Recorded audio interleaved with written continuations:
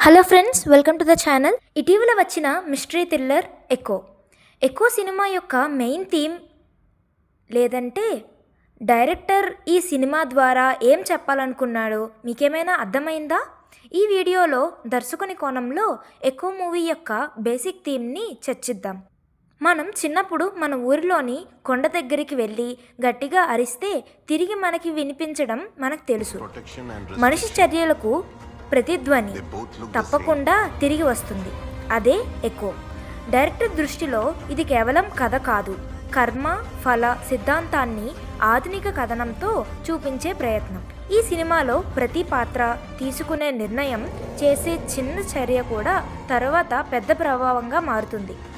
మంచి అయినా చెడు అయినా అది మనకే తిరిగి వస్తుంది అన్న భావనను డైరెక్టర్ బలంగా చెప్పాలనుకున్నాడు. అందుకే కథలో సంఘటనలు ఒకదానికొకటి ప్రతిబింబంలా కొనసాగుతాయి.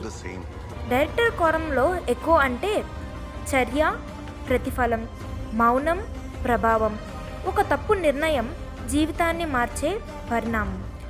మొత్తానికి ఎకో సినిమా ద్వారా డైరెక్టర్ చెప్పదలుచుకున్న ప్రాథమిక పాయింట్ ఏమిటంటే, మన జీవితం మనమే సృష్టించే ప్రతిధ్వనుల సమాహారం.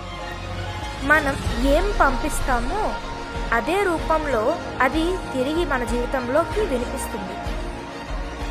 డైరెక్టర్ చెప్పాలనుకున్న ముఖ్యమైన భావన ప్రొటెక్షన్ మరియు రెస్ట్రిక్షన్ మధ్య ఉన్న సన్నని గీత. ప్రేమ మరియు భద్రత పేరుతో చేసే చర్యలు ఎప్పుడు రక్షణగా ఉంటాయి, ఎప్పుడు బంధనాలుగా మారుతాయి అన్న ప్రశ్నను ఈ భావన ముందుకు తెస్తుంది. ప్రొటెక్షన్ అంటే ఎదుటి వ్యక్తి ఎదగడానికి, స్వేచ్ఛగా నిర్ణయాలు తీసుకోవడానికి సహాయపడటం. తప్పు దారిలో వెళ్తున్నప్పుడు హెచ్చరించడం, అవసరమైనప్పుడు నిలబడి కాపాడటం.